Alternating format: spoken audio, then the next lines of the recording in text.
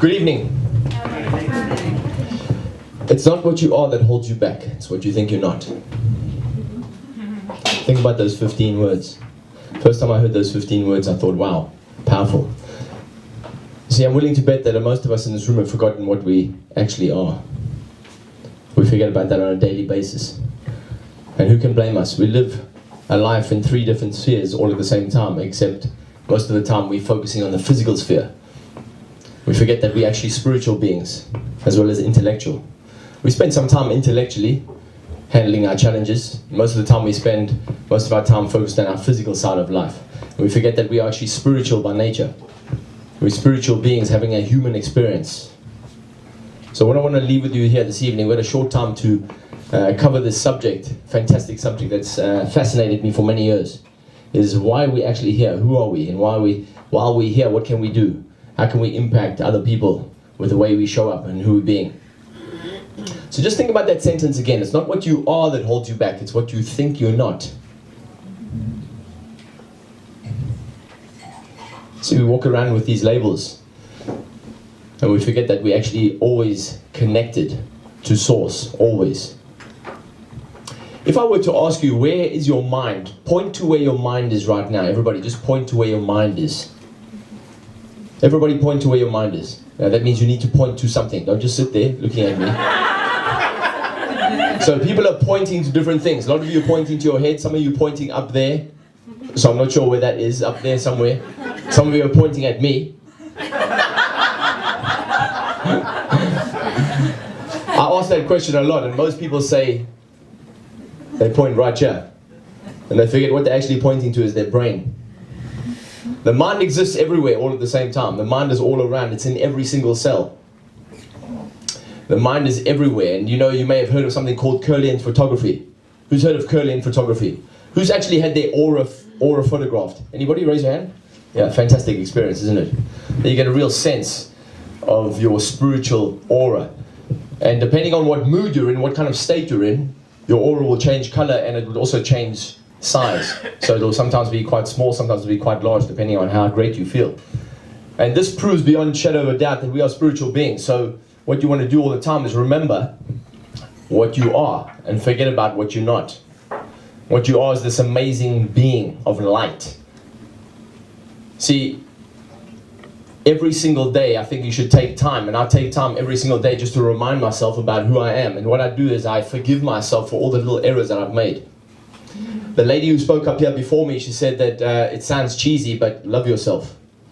I don't think there's anything cheesy about that. And I know that sometimes when it comes to that subject about self-love and self-forgiveness, we can pre-frame it or put a precursor on that it's cheesy, so we kind of feel uncomfortable about talking about that subject. However, how can you effectively operate as a human being unless you actually are constantly filling up your own cup? And love is the greatest essence, the greatest energy of all energies. Love energy. It's what vibrates within all of us.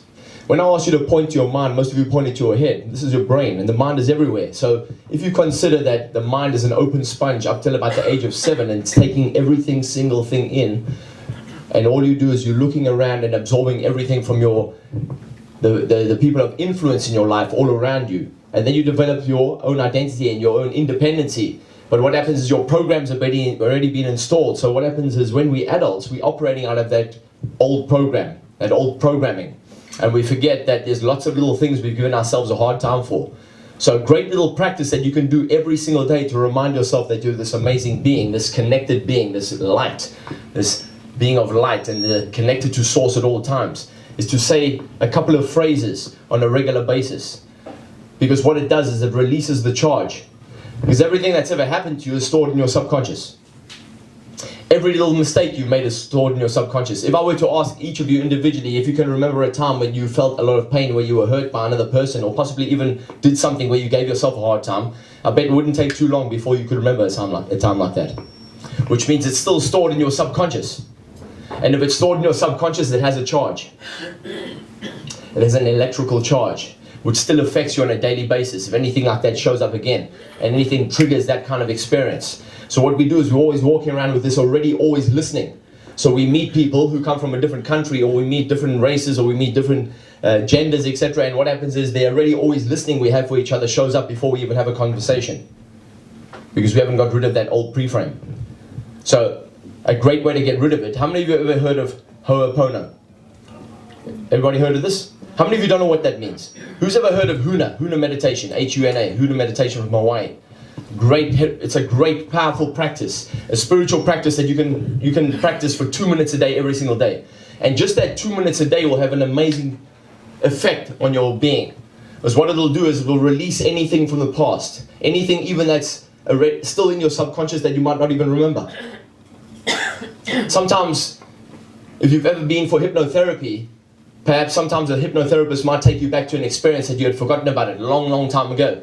I was talking to my beautiful lady Sarah earlier, and she did some meditation this morning, and usually she goes back to a time in her life when she was remembering a fearful time in her life, and the meditation was a guided meditation. It says, take yourself back to a time when you felt most fearful. Remember your first time you ever felt fear. And this morning was a time that she went back to a time right in her mother's womb. And she never had that experience before. So all of us have those kinds of experiences, and we've forgotten about them. We carry them around in our subconscious, and they have negative charge on the way we operate. And then what we do is we go through life with something in front of us, the stuff that we're carrying, and it's unconscious, we don't even know it, it's in front of us. It prevents us from actually being present right in the moment. The lady also who spoke before me, and I'm not having, I really appreciate the fact that you did speak before me, because the great thing about speaking after someone else is you can refer to some of that information. And you mentioned something about being shy. There's nothing wrong with being shy. However, you must remember that being shy means that there's something in your subconscious that you have been telling yourself that prevents you from showing up and being present right in the moment. I know, ladies, for women it's even harder than ever before, because you always got to look good. That's the consensus, isn't it? The way that the media is projecting that all the time. So men, we've got to be masculine, we've got to be strong, we've got to be, supporting the family all the time. So I find it difficult to be authentic and vulnerable. However, every single one of us can be authentic and vulnerable if we just remember to every single day just give ourselves some space to be real right in the moment, and to remember that we are beings of light. And how can you do that? Using this Huna meditation, very, very powerful meditation. 4 simple phrases.